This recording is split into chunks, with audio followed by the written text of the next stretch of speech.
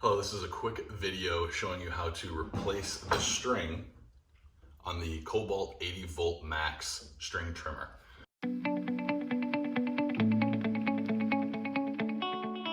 First, we're gonna make sure that the battery is out. We're gonna flip this around. All right, we got this. I'm gonna sort of just straddle it so it doesn't run anywhere.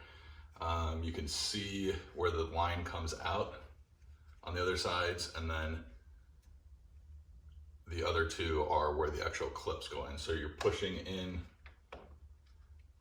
and up, and it comes right out. Then we have the actual spool that we're going to put the string on. I am using some cheap stuff I got from Walmart, 0.08 inch diameter. It's 100 feet.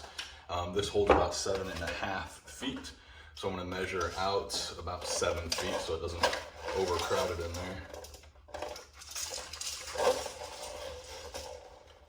6, 7.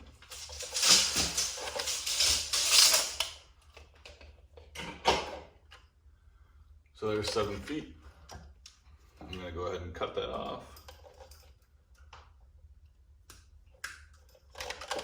Up to the side. And now I'm going to string this right through the middle.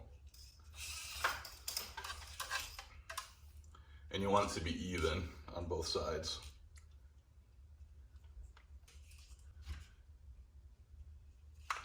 Pop that back in there with all of it hanging out, and line the string into the little eye holes there on both sides.